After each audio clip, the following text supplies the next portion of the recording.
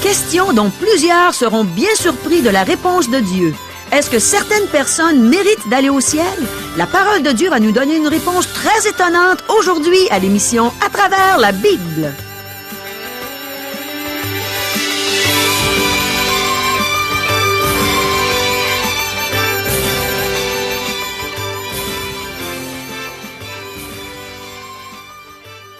Chers auditeurs, pour en savoir davantage sur le contenu de cette émission, vous pouvez contacter en tout temps Radio Espoir via Internet à www.radioespoir.ca ou par téléphone, sans frais, au 1-877-l'Espoir, 1-877-537-7647. Bonjour, ici Caro.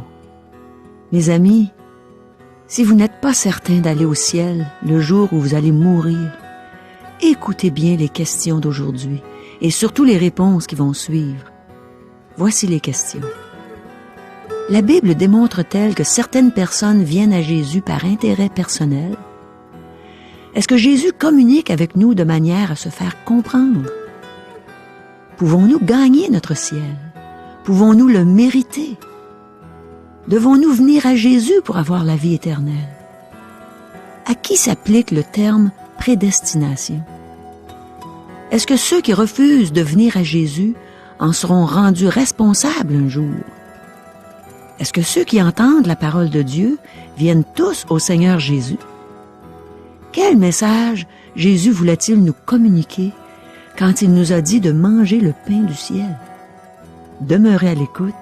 Le pasteur Régent Joly a trouvé les réponses à toutes nos questions dans les Saintes Écritures et il est prêt à nous donner ce très bon enseignement. Mais premièrement, prions. Merci pour ta parole, Seigneur. On en a besoin.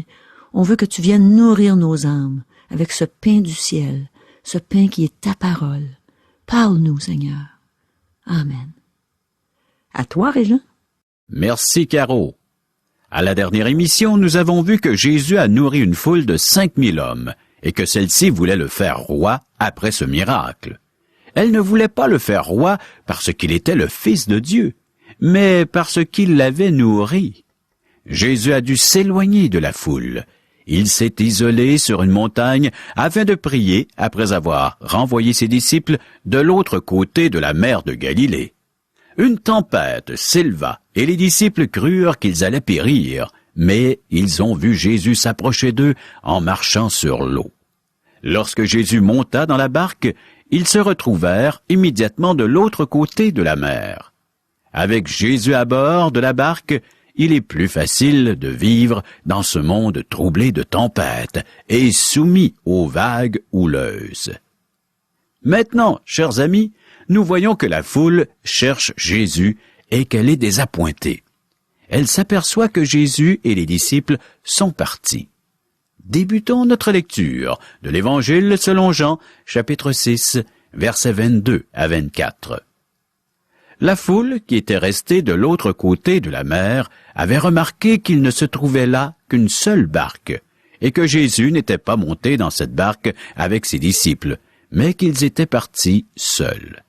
Le lendemain, comme d'autres barques étaient arrivées de Tibériade, près du lieu où ils avaient mangé le pain après que le Seigneur eut rendu grâce, les gens de la foule, ayant vu que ni Jésus, ni ses disciples n'étaient là, montèrent eux-mêmes dans ces barques et allèrent à Capernaum à la recherche de Jésus.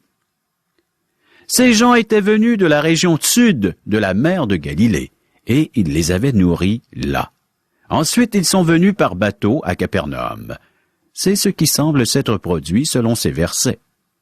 C'est la première fois que l'apôtre Jean utilise le titre « Seigneur », après que le Seigneur eut rendu grâce, nous dit le texte. Nous avons déjà remarqué que Jean utilise habituellement le nom Jésus, parce qu'il est la parole faite chair. Qui est cette parole? C'est Jésus. Et tu lui donneras le nom de Jésus, c'est lui qui sauvera son peuple de ses péchés. Matthieu, chapitre 1er, verset 21. La foule désirait savoir comment il avait réussi à s'éloigner d'elle. Versets 25 et 26. Et, l'ayant trouvé au-delà de la mer, ils lui dirent, « Rabbi, quand es-tu venu ici? » Jésus leur répondit, « en vérité, je vous le dis, vous me cherchez non parce que vous avez vu des miracles, mais parce que vous avez mangé des pains et que vous avez été rassasiés. » Cherchons-nous Jésus par amour ou par intérêt personnel? Jésus ne répond pas directement à leurs questions. Il met plutôt le doigt sur la véritable raison pour laquelle il le cherche. C'est la nourriture qui intéressait véritablement cette foule. Et vous, pourquoi cherchez-vous Jésus? Verset 27. Travaillez, non pour la nourriture qui périt, mais pour celle qui subsiste pour la vie éternelle, et que le Fils de l'homme vous donnera. Car c'est lui que le Père, que Dieu a marqué de son sceau. Laissez-moi répéter cela en d'autres mots. Je ne vous donne pas une traduction du texte, mais j'essaie d'en faire ressortir le sens. Cessez de travailler pour de la nourriture qui moisit et pourrit. Travaillez plutôt pour la nourriture qui vous procure la vie éternelle. Jésus vous donne cette nourriture, car Dieu l'a désigné pour cela. Jésus communique à notre niveau. Remarquez que Jésus emploie la même approche qu'avec la femme samaritaine au puits. Elle désirait de l'eau, et cette foule désirait du pain. L'eau et le pain sont deux substances essentielles à la vie. L'eau et la nourriture. Jésus est à la fois le pain et l'eau. Remarquez que Jésus emploie des symboles très courants. Il est la parole, et la parole s'est faite chair. Comment expliquer cela? Jésus, la parole, est venu vers nous et communique à un niveau que nous comprenons. Il a affirmé être l'eau, et nous donner l'eau de vie qui jaillit jusque dans la vie éternelle. Il a affirmé être le pain. Nous savons très bien ce que sont l'eau et le pain. Verset 28. Ils lui dirent, « Que devons-nous faire pour faire les œuvres de Dieu? » Le peuple demande ce qu'il doit faire pour être sauvé. Les hommes ont toujours cru qu'ils pouvaient gagner leur salut en travaillant pour l'avoir ou en faisant des œuvres. Les hommes pensent qu'ils peuvent mériter leur salut. Ils pensent qu'ils ont les compétences pour le faire et que Dieu devra accepter leurs œuvres. Cependant, remarquez ce qu'est l'œuvre de Dieu. Verset 29. Jésus leur répondit, « L'œuvre de Dieu, c'est que vous croyez en celui qui l'a envoyé. » Dieu nous invite au banquet qu'il a préparé.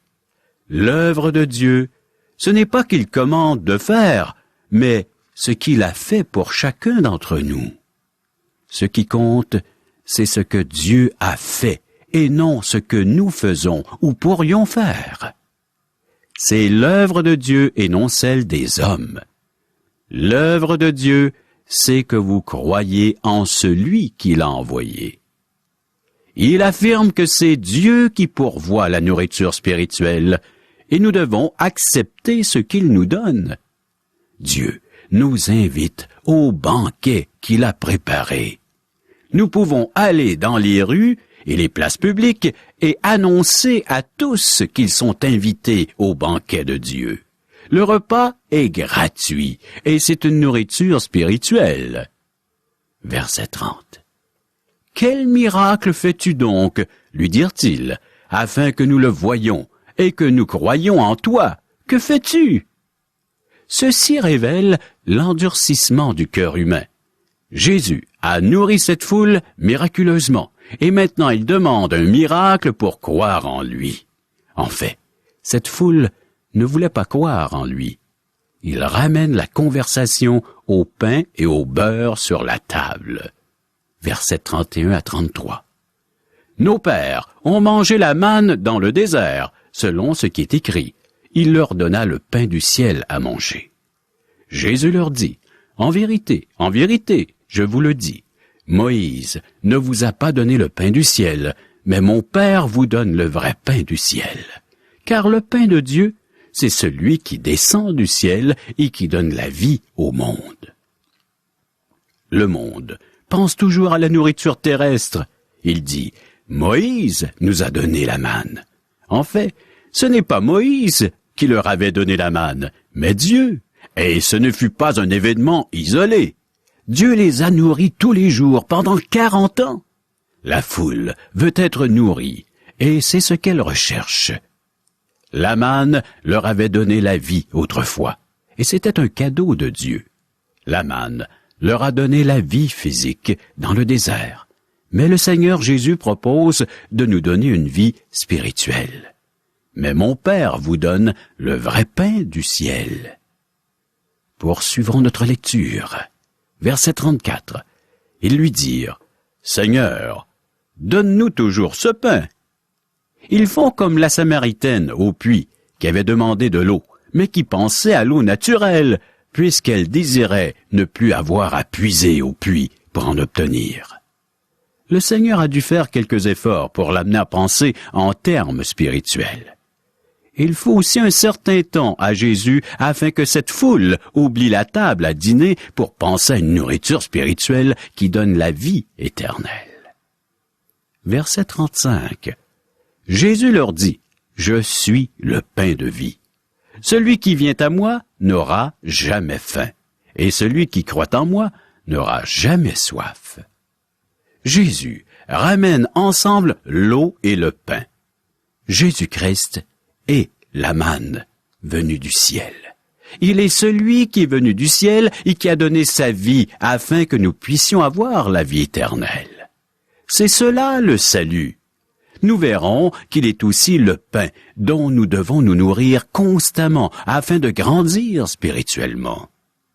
Après tout, la manne était une nourriture miraculeuse et elle était palpitante. Lorsque les enfants d'Israël ont pénétré dans la terre promise, ils se sont nourris du blé du pays qui était un symbole de la parole de Dieu. Croyez-moi, bien des gens détestent le blé du pays. Versets 36 et 37. Mais je vous l'ai dit, vous m'avez vu, et vous ne croyez point. Tous ceux que le Père me donne viendront à moi, et je ne mettrai pas dehors celui qui vient à moi. Ce verset revêt une grande importance. En fait, il est le sujet d'une discussion chaude entre les théologiens, une discussion au sujet de l'élection et du libre arbitre de l'homme. Par libre arbitre, nous entendons par là la capacité de l'homme à faire ses propres choix. Certaines personnes mettent tous leurs œufs dans le panier de l'élection. D'autres mettent tous leurs œufs dans le panier du libre arbitre. Je ne concilierai pas ces deux positions car j'ai découvert que j'en suis incapable. Souvent, lorsqu'un jeune homme entre à l'école biblique ou lorsqu'il reçoit son diplôme après quelques années d'études, il pense avoir toutes les réponses à ces questions difficiles. Il pense pouvoir concilier élection et libre arbitre, et il trouve son explication merveilleuse. Plus tard, il se rend compte que la question est beaucoup plus complexe qu'il ne le pensait. Nous retrouvons à la fois l'élection et le libre arbitre dans ce verset, le 37e verset du 6e chapitre de l'Évangile de Jean. Tous ceux que le Père me donne viendront à moi, énonce la vérité que l'on appelle l'élection. Mais il y a aussi la proposition, et je ne mettrai pas dehors celui qui vient à moi.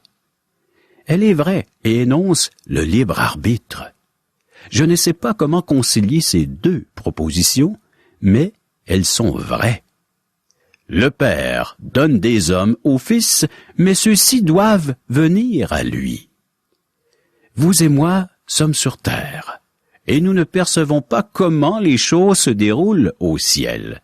Je ne sais pas comment Dieu fait l'élection, mais il a créé l'homme avec un libre arbitre, et celui-ci doit l'exercer. Parce que Charles Spurgeon, un célèbre prédicateur du 19e siècle, prêchait l'Évangile en utilisant l'expression « quiconque croit », quelqu'un lui dit « Si je croyais à l'élection comme tu y crois, je ne prêcherais pas ainsi. » Spurgeon lui répondit quelque chose à cet effet. « Si le Seigneur avait identifié les élus d'une marque sur leur corps, j'irais dans les rues, et je regarderais qui porte la marque. Je prêcherai l'Évangile strictement à ces personnes. Mais ce n'est pas ainsi que le Seigneur a agi. En fait, il m'a demandé de prêcher à tous, sans exception. Jésus dit, « Et je ne mettrai pas dehors celui qui vient à moi. » Mes amis, vous pouvez défendre l'élection, à y perdre votre souffle. Cependant, vous pouvez venir à Dieu, et si vous le faites, il vous accueillera. Quelqu'un peut demander, « Si je ne suis pas élu, je peux tout de même venir à Christ. » Mon ami, si tu viens à Christ, tu seras un élu. C'est merveilleux, n'est-ce pas? Que fais-tu de l'invitation que Dieu t'offre présentement? Verset 38. « Car je suis descendu du ciel pour faire non ma volonté, mais la volonté de celui qui m'a envoyé. » Nous devons venir à Jésus. Dieu veut que vous veniez à lui. Jésus est descendu du ciel afin d'être élevé sur la croix. Il est venu faire la volonté de son Père, et la volonté du Père pour nous est que nous naissions de nouveau, que nous allions vers lui. Voilà l'invitation, chers amis. Allez à Jésus. Versets 39 et 40. Or, la volonté de celui qui m'a envoyé, c'est que je ne perde rien de tout ce qu'il m'a donné, mais que je le ressuscite au dernier jour. La volonté de mon Père, c'est que quiconque voit le Fils et croit en lui ait la vie éternelle, et je le ressusciterai au dernier jour. Le croyant est assuré de son salut. Le terme prédestination ne s'applique qu'aux personnes sauvées. Lorsqu'une personne accepte le Seigneur Jésus, elle est justifiée. Et aussi vrai qu'elle est justifiée, elle sera glorifiée. Si 100 brebis viennent à Jésus, celui-ci lui remettra 100 brebis au Père. Quiconque reçoit le Seigneur Jésus a la vie éternelle et il le ressuscitera au dernier jour. C'est son œuvre, c'est son plan merveilleux pour chacun d'entre nous. Versets 41 et 42. Les Juifs murmuraient à son sujet, parce qu'il avait dit « Je suis le pain qui est descendu du ciel ». Et il disait « N'est-ce pas là Jésus, le fils de Joseph, celui dont nous connaissons le père et la mère? Comment donc, dit-il, je suis descendu du ciel ?» Jésus affirme que sa venue sur terre n'est pas naturelle. Il a dû expliquer aux gens qu'il était né d'une vierge. La réaction des Juifs nous indique qu'ils ont compris que Jésus affirmait ne pas être venu au monde d'une façon naturelle. Versets 43 et 44. Jésus leur répondit, « Ne murmurez pas entre vous. Nul ne peut venir à moi si le Père qui m'a envoyé ne l'attire, et je le ressusciterai au dernier jour. » Nous avons de nouveau l'élection divine. Je ne puis l'expliquer. Je sais seulement que vous avez un libre arbitre que vous pouvez exercer. Dieu vous tiendra responsable d'avoir refusé de recevoir son Fils.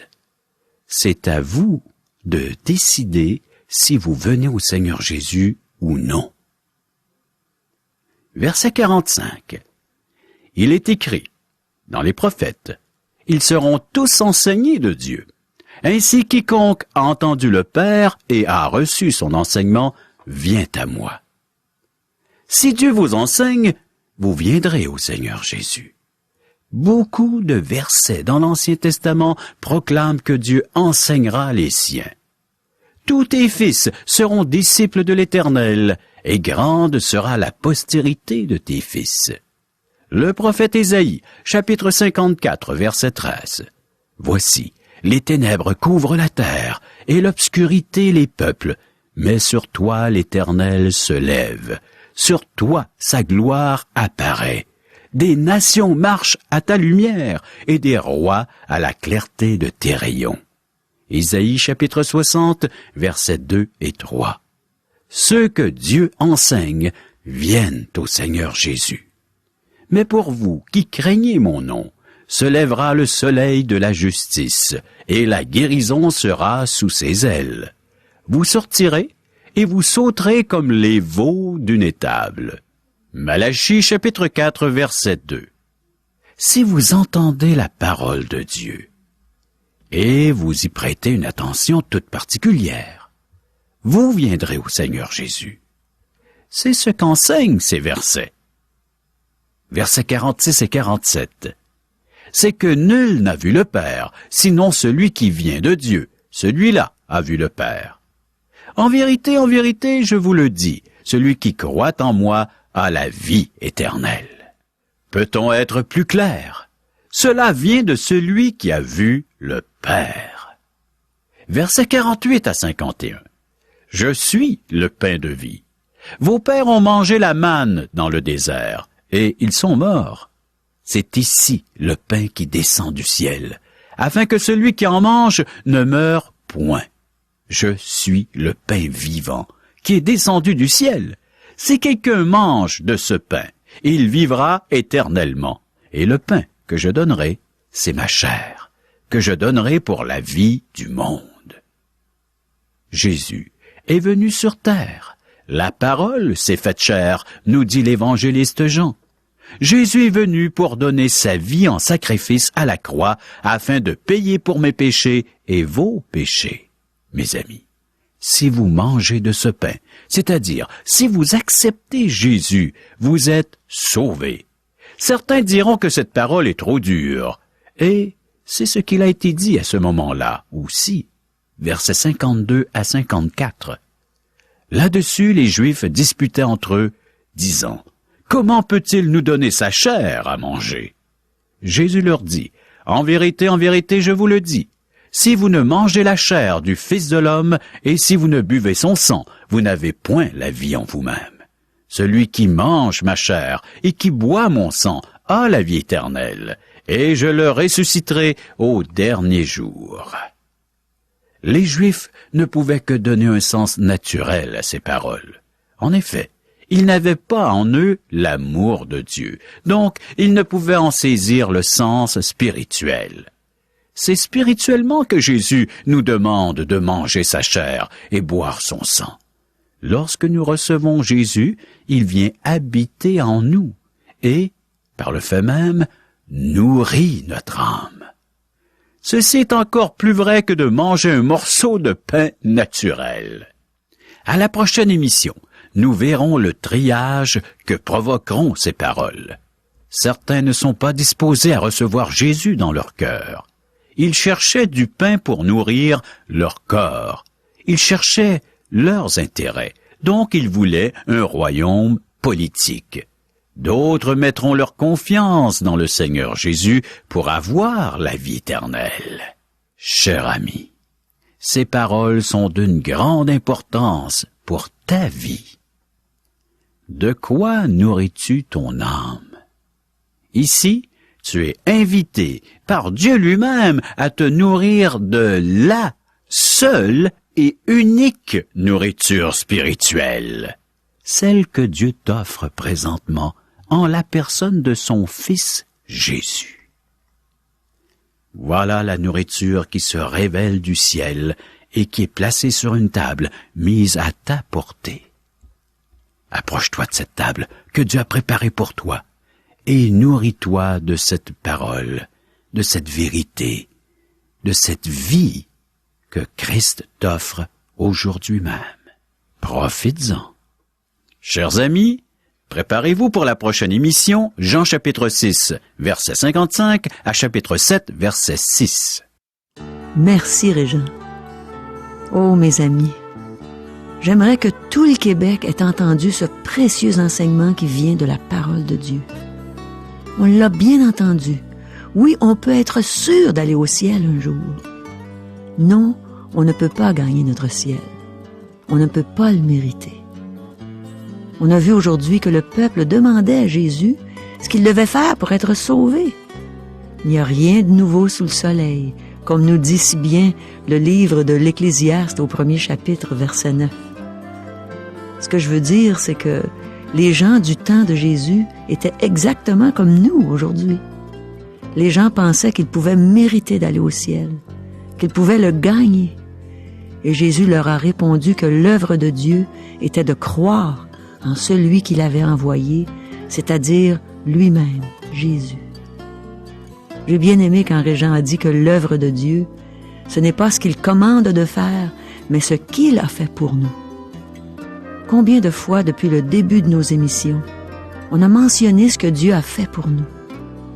Je reviens souvent à l'Évangile de Jean, au 3e chapitre, verset 16, mais c'est ce verset qui, selon moi, exprime le mieux et en peu de mots ce que Dieu a fait pour moi. Si vous avez écouté toutes nos émissions, vous le savez peut-être par cœur comme moi. Récitons-le ensemble et pensons aux mots qui sont tellement simples et à la fois tellement profonds. Car Dieu a tant aimé le monde qu'il a donné son Fils unique, afin que quiconque croit en lui ne périsse point, mais qu'il ait la vie éternelle. On voit réellement qu'on n'a rien à faire pour aller au ciel. On a juste à croire en Jésus, le Fils unique de Dieu. Dieu le Père nous a donné Jésus, son Fils, et Jésus a donné sa vie.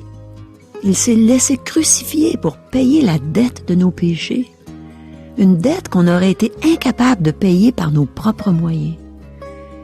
Ça prenait un sacrifice parfait pour satisfaire la justice de Dieu. Dieu est bon, mais il est juste. Et on ne pourrait jamais être parfaitement juste par nos propres moyens. Alors même si on décidait de mourir sur une croix pour payer pour nos propres péchés, Dieu ne pourrait pas accepter ce sacrifice imparfait. C'est pourquoi Jésus, qui lui n'a jamais péché, a décidé d'aller mourir sur la croix pour nous, à notre place, comme si lui-même était le coupable. Et Dieu a accepté son sacrifice. Et nous, tout ce qu'on a à faire, c'est de croire en Jésus, de recevoir le cadeau qu'il nous offre, celui de la vie éternelle. C'est entièrement gratuit. Et toi, mon ami, essaies-tu de te sauver par tes propres moyens? Essaies-tu de participer à toutes sortes de bonnes œuvres, des œuvres de bienfaisance pour aider les gens? C'est bien de faire ça, c'est merveilleux. Mais c'est pas comme ça que tu vas obtenir la vie éternelle. C'est un cadeau que Dieu veut te faire présentement. Prends le beau cadeau de la vie éternelle. Régent, je pense que les gens comprennent pas exactement c'est quoi un déjeuner de l'espoir. Pourrais-tu l'expliquer? Avec joie, Caro. Les gens sont invités à venir participer à un déjeuner de l'espoir qui se déroule dans un restaurant. Un endroit où les gens sont habitués à venir. Qui n'a pas pris un repas dans un restaurant? C'est un lieu public. Alors les gens viennent, ils y assistent et ils peuvent manger gratuitement. Wow!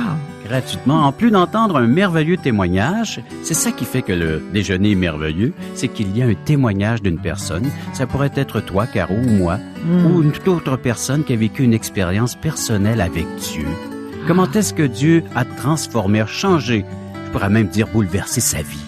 Eh oui, Dieu a vraiment bouleversé la mienne et j'aime ça raconter ça. J'aime ça aussi, pouvoir chanter mes anciens succès.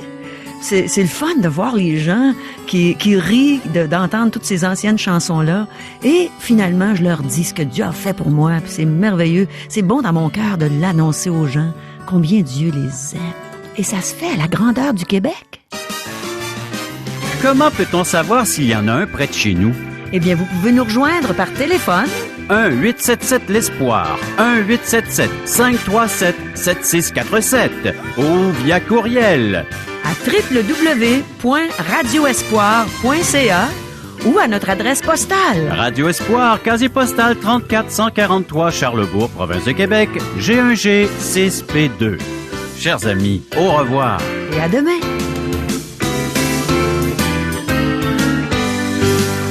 Cette émission vous a été présentée par Radio Espoir.